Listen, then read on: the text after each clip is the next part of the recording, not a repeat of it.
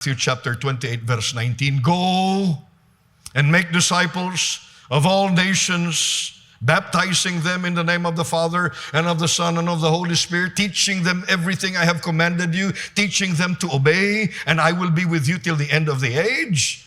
You know what? The word "go" there is spelled as G-O, but I would like to suggest that the word "go" there is spelled as L-O-V-E. You go to the different. You go a distance. You go to the difficult people.